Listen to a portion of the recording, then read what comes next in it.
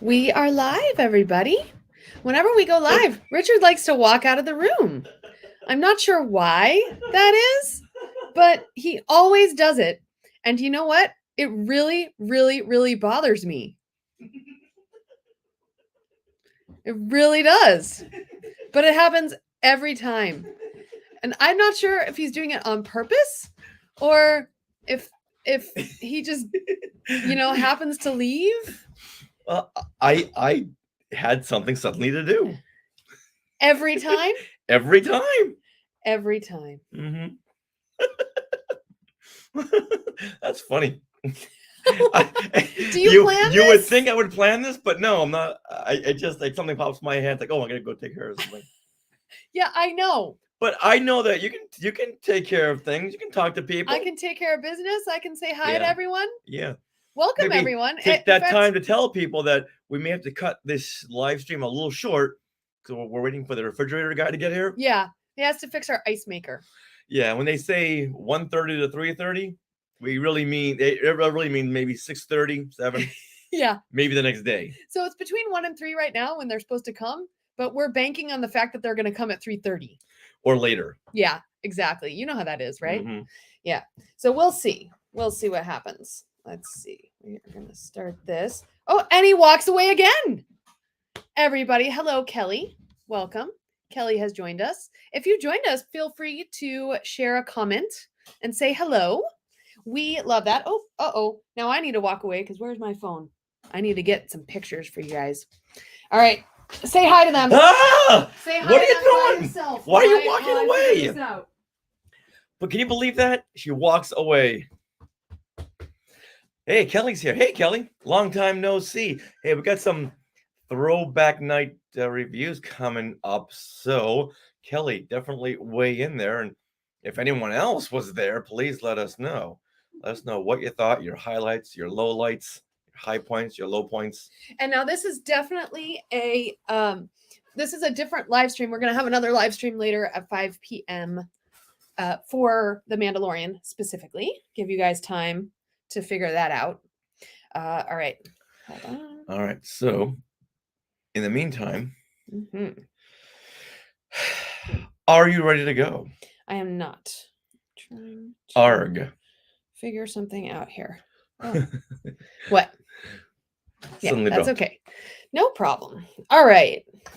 Well, I am ready to go now. Are you ready? All right. So yes, so later on today at 5 p.m. Pacific, we will be recording our Mandalorian wraparounds. But for now, we are going to record our actual podcast wraparounds for the week and talk about Throwback Night at Disneyland. Mm-hmm. All right. Lots to share. Lots to share. So here we go. This is what you can look forward to. This is my line. I don't know, you know what? I wanted to keep you intact. I wanted to keep you sharp. Shh. Okay, here we go. Kelly's in the middle of episode 8. Oh, good. She's catching up. I told her she has to catch up. Oh, good. All right, here we go. This is what you can look forward to on episode 416 of Skywalking Through Neverland. Hey, Skywalkers! Ever wondered what makes Star Wars look like Star Wars and how you can immediately tell when you're watching a Star Trek film or even a Marvel show? Well, think on that while we welcome you back to Skywalking Through Neverland. I am Richard Woloski, but now everyone please say hello to my sweetie wife Sarah, who's having a tremendous hair day. Thank you. Yes, it's because I curled my hair last night for Throwback Night at Disneyland. And you still have it. And I do. Yeah, when I put a lot of product in my hair, my stick straight hair decides, okay, I'll be curly or wavy for a day, and it's really fun. See, there you go. You're having a tremendous hair day. Yeah. I love it. Thank you. Well, we are your enthusiastic podcast destination for the many decades of your Star Wars, Disney, and Marvel fandom. So it's time. Imagine a big Wookiee hug and a little sprinkle of pixie dust for our family of Skywalkers. Now, coming up on this episode, we will be speaking with Augusta Avalone, who worked in the costume departments of Obi-Wan Kenobi, Star Trek Picard Season 3, and Loki. awesome, Yeah. right? And she also hosts a really phenomenal panel, History of Sci-Fi Costumes, which can be seen at many conventions. And as we go into in our discussion, we met her at WonderCon, which led to this really awesome discussion coming up. And she has stories from another side of her life that is meant for the 18 and over crowd. Burlesque. Mm-hmm. It's really fun. Now, we are being sponsored by Small World Vacations, and they are a diamond level Disney vacation planner travel agency and can help you book your trip to a Disney park around the world or on the Galactic Star Cruiser. And Sarah, guess how much this service is? It's free. Free of charge. So head over there to where, Sarah? Smallworldvacations.com. For what? A no obligation price quote. But you have to tell them that Skywalking Through Neverland sent you. Or whisper. Skynet. You guys can do it in the comments too. Mm-hmm. Now we are recording this from Long Beach, California on April the 19th, 2023. Richard, what happened today in Star Wars history? Well, I never thought you would ask. 43 years ago today, on April the 19th, 1980, The Empire Strikes Back is previewed at the North Point Theater in San Francisco, California. Now, normally a lot of movies will have a screening a year or a couple of months beforehand. I'm sure we've all been given those free tickets when you leave a movie. Someone will hand you a piece of paper. Be at this theater at 2 o'clock on Saturday to see a free screening of. Most times they never tell you, it's just a preview screening with no effects. Right. But this was an actual screening from soup to nuts. The whole film was completed, but yet they still wanted to get people's reactions. Makes sense. All right. So here's some of the post-show comments. They include, you should have less violence, or if you have violence, make it funny violence. Someone actually said that. Wow. Now, this is just a month before the film was going to open, so I don't know what kind of change. Well, they could make changes because Lucas was still making changes even as the film was being released. Yeah. So if you saw it on different prints, 35 millimeter and 70 millimeter, those were different because Lucas was making his special edition even back in 1980. Sounds like someone I know. Who? Like some rebel spy reject? Yes. Moving right along. Someone also said, I hope you find Han Solo. That's so cute. Maybe this person didn't know this was the second part of a trilogy. Okay, one more. You'll have the kids in America standing on their heads practicing psychokinesis. They could be doing worse things. Yeah. Is that because of Luke? Yeah, because okay. he's using the Force while he's doing headstands. Oh, okay. Gotta comment that you just saw The Empire Strikes Back, and that's what you came up with. That's really weird. Okay. All right, now we have to wish a happy 42nd birthday to Hayden Christensen. He turns 42 years old today, April the 19th, 1981. Well, so his birthday was 1981. Yes. Got it. Wow. He's a 1981 baby too. Yes, he is. Yay. I'm older than him. Yeah, by what, 5 weeks? Yep. 5 You can weeks. rub that in his face next time you meet him.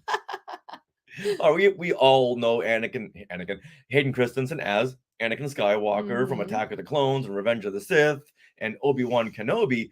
But did you know that he and Natalie Portman appeared in another film together? Aside from a Star Wars film? But did you guys know that? I did. Okay, Sarah, tell them what that film is. It's from New York, I Love You. This was a 2009 anthology film series. And his story segment was directed by Jiang Wen. Who is Baze Malbus from Rogue One. Crazy. Oh my goodness. And this was in 2009. 2009, yes. It was a really cute segment. Yeah, he was really good in that. Yeah. And so he and Natalie Portman were in the same film, just not the same segment, not the same story. And her film was directed by herself. She directed it. Yes. Yeah, it was an anthology of short films. Yeah, all based in New York. Yeah, you must see this film. Great film. All right, now, Sarah, with that, let's move on because we got a lot to talk about in Things We Want to Share. firstly, we have to talk about our new book, Skywalking Through My Fandom. This is a reminder that the official book launch is May the 4th, but if you order now, pre-order now, you may get your autographed copies in the mail early. We just sent out about 30 books yesterday. So, yeah, they're popping up in people's mailboxes, especially if you live in LA. The one already arrived, and we put it in the mail at like 5 p.m. last night. Oh, and Like, Kelly and Courtney Turkel already got their books. Yes, preview of their books. Yeah, and so these books are $12 each. Now, if you read the listing carefully at skywalkingnetwork.com/book, there may be a discount code if you purchase 2 or more, or if you're a member of the Skywalking Force. If you order 2 or more of the Skywalking Through My Fandom Okay. books. Yes. Okay. All right. And if you're a member of the Skywalking Force, or if you become a member, you get 50% off, which is exciting. So that is our Patreon. That is at skywalkingforce.com. Now, we were at Anacon just last weekend. We had a soft launch, and the soft launch went really well. Got a lot of great responses. This was a little mini Comic-Con inside the Anaheim Public Library, and a lot of fans came by the tables like, what, today in Star Wars history and Skywalking Through My Fandom? What is this? Yeah. So generated a lot of interest and made a lot of sales. Yeah, it was fun. It was a good way to soft launch the book. And we do appreciate all your orders online as well, Skywalkers, because, we autograph every one because it's by both of us. And we are so excited to be able to send those out to you guys. And on May the 13th, we'll be at the Santa Fe Springs Library for another book launch, another soft launch until the book officially goes out on May the 4th. Yes. And for more events, especially in May, refer to the events tab on our Facebook page, which I will be updating later today. I'm so looking forward to getting together with the Skywalking Force at some point so we can all share our answers. Yes. In fact, we are going to schedule that, a special Skywalking Force like Zoom meetup where we can all share our answers or our coloring pages or our crossword puzzles that we've done within this book. I want to see who colors in the hoojibs and what colors. Me too. All right. So, as Christopher Chavez here in the Skywalking chat is talking about, they had a great time at Disneyland After Dark Throwback Night. And so we are going to talk about this night. So this was Throwback Night for Disneyland After Dark, and it's a 4-hour special ticketed event. And it happened on April 18th last night. And also there's still one on April 20th with tickets still available. And it will most likely be coming back next year because I don't know. I think it was a success, but we'll see what Disney says. Yeah, the crowds were a little light. They were. Maybe they had learned from past events like the Christmas event that, maybe we should really up our game here. And if we don't deliver, people won't be coming. But I think they really delivered last night on the Throwback Night. And throwback means that they were celebrating the 1950s and 60s. They've had 80s nights. Yes, they have. But this was like traveling back in time to the early days of Disneyland, and people dressed in theme, including ourselves. And I have never seen so many petticoats all in one place. Yeah, we went with Kelly and Courtney Turkel. They went dressed as 1950s. What do you call those kind of dresses?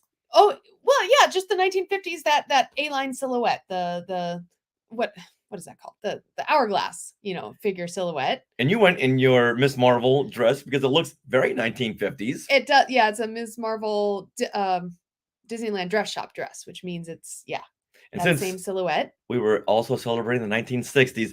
I had to dress like a monkey. I had the red shirt with the white buttons and the Mike Nesmith hat, and a couple of people even called out, "Hey, Mike Nesmith!" Yep, that was really fun. It was so cool. So we want to give you a little overview of Disneyland After Dark Throwback Night, plus a little mini review. So first of all, this night featured Fantasy in the Sky Fireworks, which is the original fireworks show that happened at Disneyland in the 50s.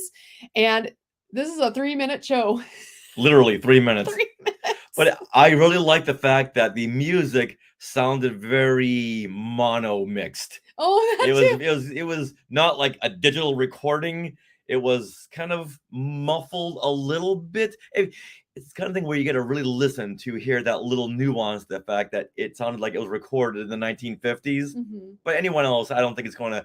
It's not like, hey, why does it sound so muffled?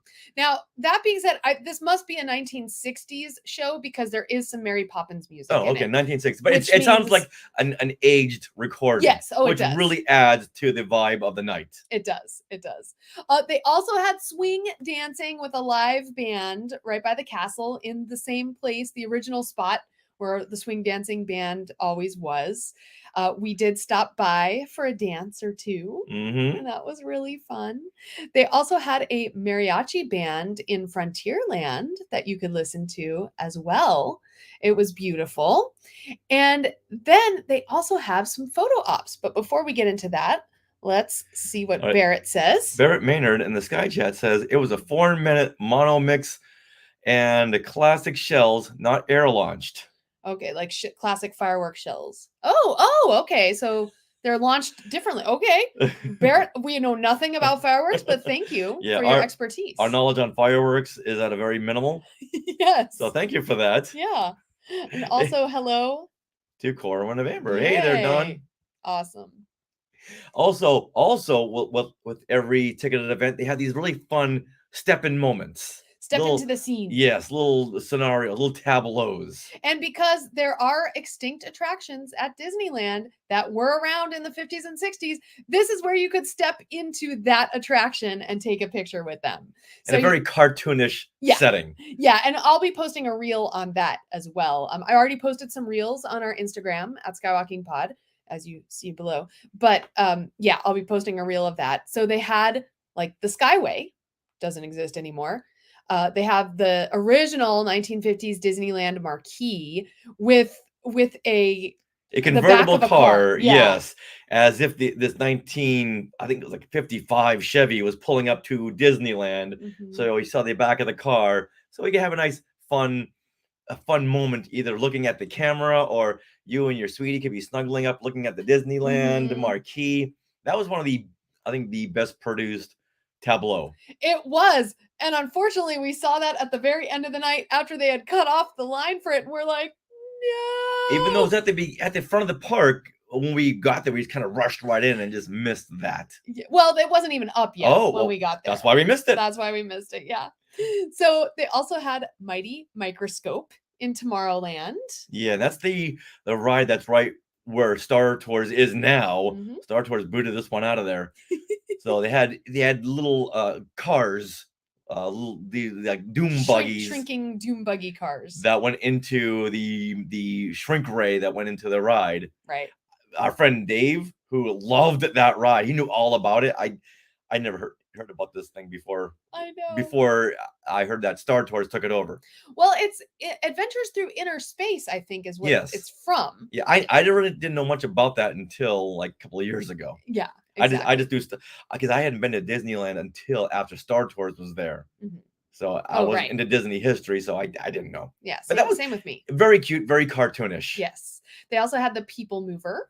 Very cute. And Rainbow Caverns Mine Train, that was over by Big Thunder Mountain, because that kind of replaced that ride. And then, Richard, we ran into the Disneyland Railroad over in New Orleans Square. They had the Disneyland Railroad. Oh. Yeah. Yeah. And it was the actual train engine with the Walt and Mickey cut out. Like a two-dimensional Mickey and Walt. I'm going to check on that. Okay. Just in case. Yeah. And when you got the picture, they gave it to you in black and white, which really added to the nostalgic factor. But now, okay, Sarah had to just walk away because maybe the refrigerator repair guy is here. So I want to talk about the characters because they were really awesome.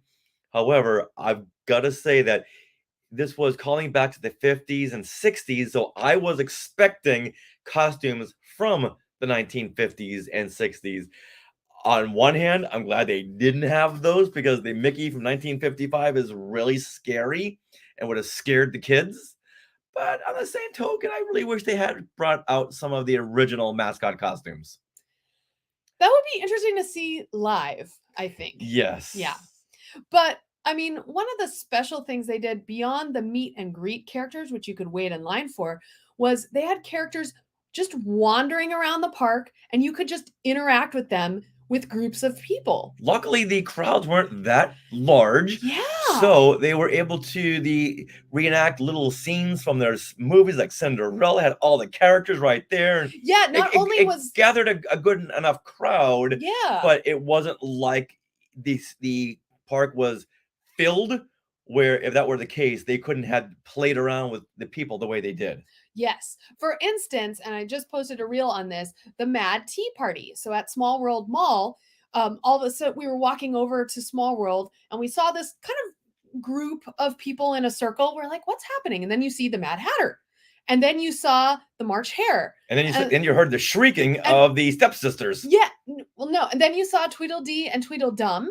And then you saw Alice, and they were doing a Mad Tea Party thing where everyone was gathered around pretending to hold teacups at a table, and then you'd move down, so everyone would move around the circle, and then you would sing "Happy Unbirthday" with the whole Alice in Wonderland crew and the bunny.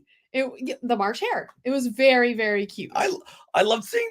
I've never seen that bunny there before. No, I'm sorry, I can't call him a hare. It was a bunny. It is the March Hare in the movie. I get it. I know, I get it. It's a bunny. I love me some bunnies. Yeah, but that was really cute. Mm-hmm. Very, very interactive. Very interactive. Yeah, we also ran into, like you mentioned, Drizella, Anastasia. This is Cinderella's gang. So we had this evil stepmother. We had Drizella and Anastasia. We had Cinderella and her prince, Prince Charming, and the two little mice who made her dress, and the footman carrying this glass slipper. They were all like right kind of by the castle, and you could just interact. And Drizella and Anastasia were yelling at each other and yelling at the crowd, and it was so cute. Really fun, and once again, very interactive with the groups. I didn't find it that I really wanted to go and hang out with Cinderella and the prince. I wanted to hang out with the mice. Oh, yeah. Oh, totally. We went right over to the mice. And the stepsisters. Yes. Always funny. They're always so funny. Cute.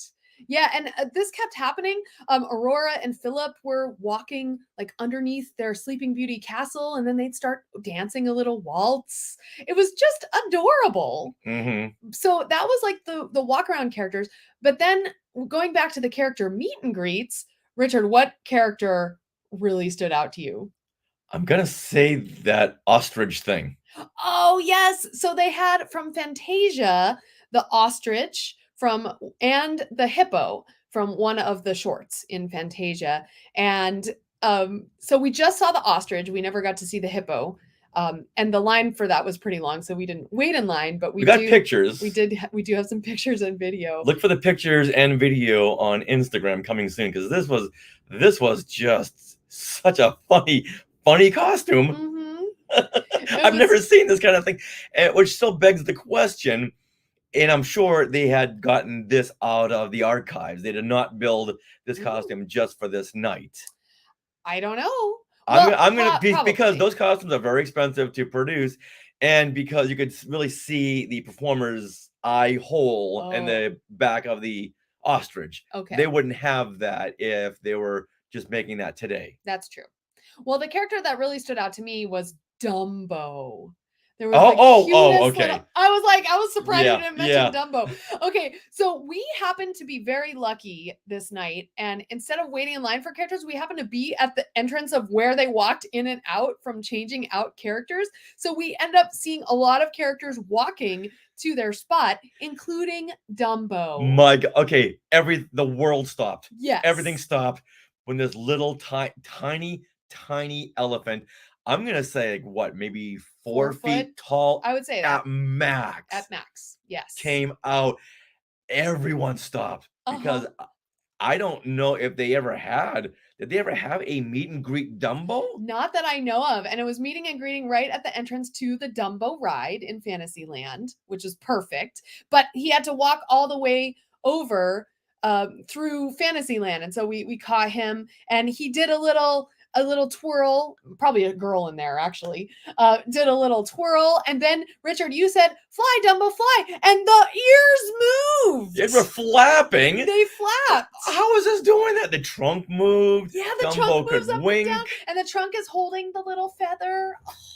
This was probably the best meet and greet mascotted character I've ever seen at Disneyland. And if you go to our reels on YouTube or Skywalking Pod Instagram, he's right there. It's like the first reel. I'm gonna say that this is a costume they had just produced for this event. Who knows? And maybe moving forward, because this looked like it was really made very well using some modern technology. Yes. Modern puppeteering technology.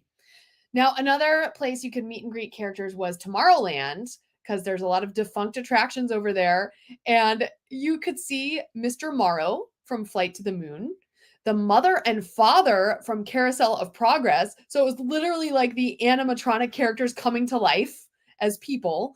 And then a Tomorrowland space couple in some amazing white, like, space outfits. Yeah, these were original walk-around characters Mhm. from the original first days of Disneyland. Yeah. Now, once again, I don't know if they were the original costumes. Right. I probably but not. Yeah, because they looked really, really good. Yeah. But there was so much.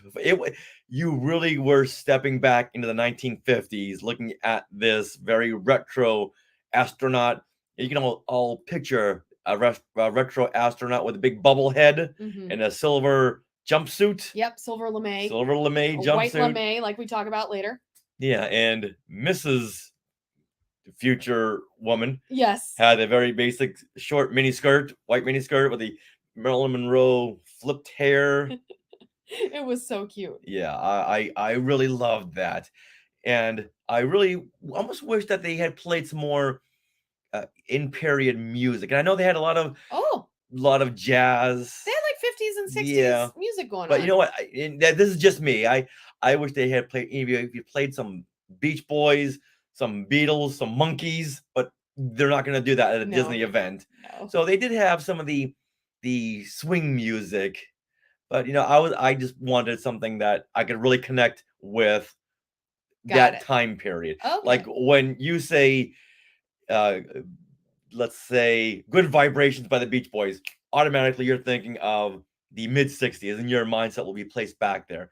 When I hear Benny Goodman's third track on album number 2, it doesn't necessarily put me back in that time frame. Okay. It is all how you relate to time periods. Yeah. Yeah. And so in this case, this event, like, it was the atmosphere that was really great, I think. And food kind of took a back seat. I know, like, a lot of times food is number one. A lot of people like to see the different foods that they come up with for these. But yeah, we didn't have such good food. So I would recommend just bringing a snack in your bag and just going around and looking at the characters and enjoying the atmosphere. Well, that big funnel cake mess that we had. Yeah. It wasn't bad. It was odd. When Yeah. you mix banana, peanut butter, bacon bits, strawberry sauce, and a funnel cake. Yeah. It's not something that should ever go together. Mm-hmm. But if you get it, you eat it and you move on with your life. Mm-hmm. Yeah. Yeah. So it wasn't that great. By the way, they're like 5 minutes away. All right. So, hold on. Going back to the music, Kelly says in the Sky Chat, I think the music was better on Main Street. We just didn't hang out there much. Oh, man. Yeah. Yeah. It's true. And Kelly also says it was bad, referring to that The funnel cake of madness. Yeah. We'll post a reel on that featuring Kelly. You'll see it. That'll be fun. That'll be fun. All right. So our overall review, Richard, would you come back? Would I come back? Yeah, it was fun. It was a lot of fun. And I would say that I would give it maybe 8.5. Okay, nice. Yeah, whenever I can dress like a monkey, that's always a good time. Yeah. Yeah, so you know what? It was interesting because I had such a fun time. We dressed in theme, which was part of the fun, because people were always like, you'd compliment other people, people would compliment you. It was really cool. But a lot of our time was really spent rushing around, making sure we got pictures and video to cover the evening. And so I really want to go back and just soak up the atmosphere and like do a date night with you, sweetie. That'd be fun. I really do. Like could do a swing dance set. We could walk around and interact with the characters all night and take that picture we missed with the Disneyland Oh, marquee sign. I think it was one of the best atmospheres we've had so far at a Disneyland After Dark event. And I just want to bask in that because that's like my favorite part of Disneyland is the atmosphere. It's not riding the attractions or anything. It's just being in that space. all right. I would give it a 10 if they did bring back those vintage mascots because I was really expecting that Okay. and not seeing it. I was a little let down. That's on me. That's on me. They didn't say they were going to do that. So this is totally on me. But I hope for next time they do bring back those mascots. And what is Kelly saying here in this guy's chat? There is still tickets available for Thursday night. One other thing they could bring back, the ticket, the ticket method, the A tickets, the B tickets, the E tickets. Yeah. Bring back that. They did have like little stand-up stands where you could take pictures with the E ticket, the B, C ticket, the E, all those. I don't know how it would work since many people weren't really on the rides. It wouldn't really matter, but it'd be a fun thing to experience. Let's go back to the 1950s and 60s at Disneyland. That's really what I really wanted out of this whole thing, is to be transported back, not just go to a ticketed event that had a theme of the 50s and 60s. I wanted to be brought back to the 50s and 60s. I don't think it would take that much to get us there. Okay. But if you're thinking about doing it in the future, I would say go for it. And there are still tickets available for this Thursday, which is tomorrow, April the 20th. As we record, yes. So, yeah, looks like fun. So now let's talk with Augusta Avalone and learn all about costuming in the film industry.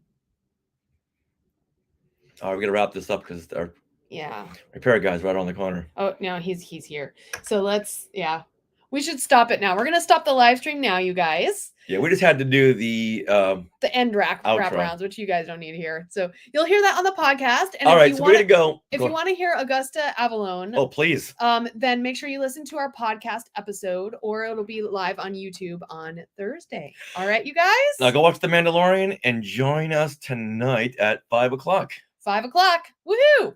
All right. Bye. Bye-bye.